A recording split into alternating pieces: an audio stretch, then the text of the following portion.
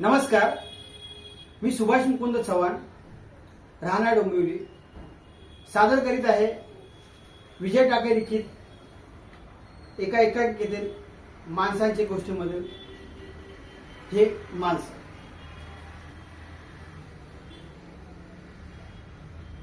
काव काव काव आलास? अरे कशाला काव काव करतोस? उष्टी खाऊन पोट नाही भरलं तुझं? अरे मग खा ना हे उष्टावर. खातोस? अरे खा ना. एवढ्या आपुलकीने तुला कोण देणार आहे? अरे आम्हीच देतो. पण साले तुम्ही माजलात. खाऊन खाऊन माज आला ना तुम्हाला. दुसऱ्यांना चोचा मारून घाळ करायची सवय आहे ना तुमची. अरे खा ना. असा लांब उभा का? मला माहित आहे नाही खाणार तू ती उष्टावळ, कारण ते आमची उष्टावळ आहे ना, 8x10च्या खोलीची, रस्त्यावरच्या आडोशाची आणि माहीमच्या झोपडपट्टीची. तुला नाही चांगली लागणार ती. ए चुप साल्या, तोंड बंद कर, नाहीतर मुरगवून टाकीन मान तुझी. अरे का म्हणत नाहीस मारतो चोच्या उष्टावळीला आणि करतो घायल म्हणून? पण नाही, तुला उंची कशी लागतात ना, इंटिमेंट ते सुगंधित केलेल्या. आणि काय तो आमचा इतिहास आहे, काय त्या आमच्या गोष्टी, फसव्या गोष्टी, निव्वळ फसवणूक, मूर्खपणा. हे इतिहासा तू कधी खरं बोलणार रे? की तू खरं बोलतच नाहीस. हे प्रचंड भूतकाळा, तू काय येतोस असा बेसावं आम्हाला फसवायला की मारायला?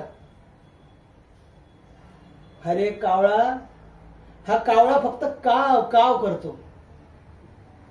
त्याची गोष्ट तू ऐकली अशीलच. लहानपणी मीही ऐकली होती. माझ्या आई बापाने मला सांगितलेली.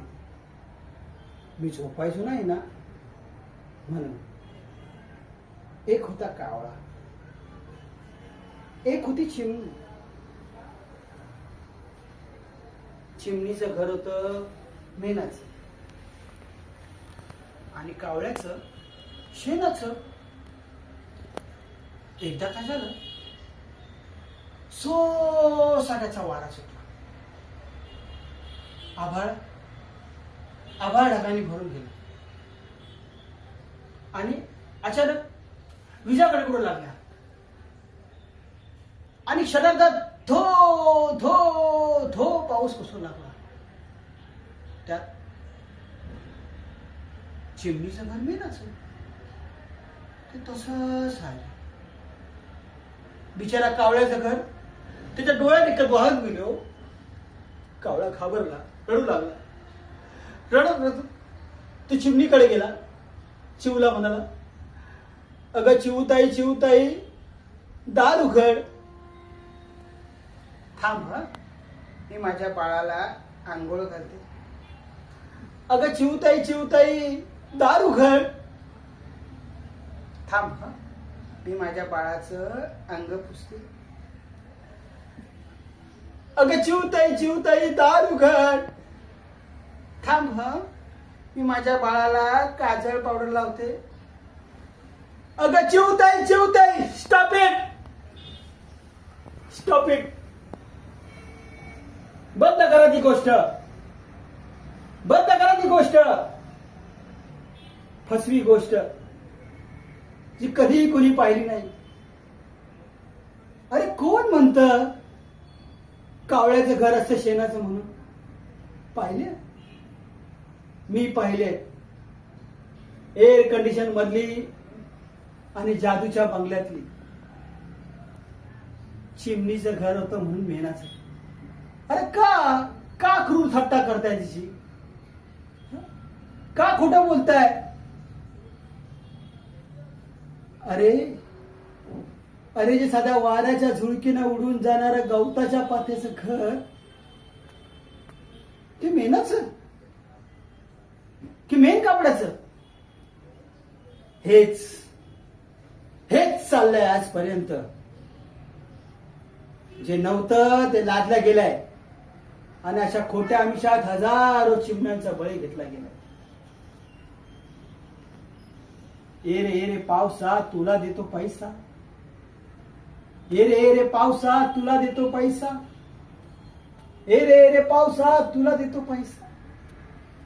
हे पावसा तू किती मोठा होऊन येशील रे? एवढा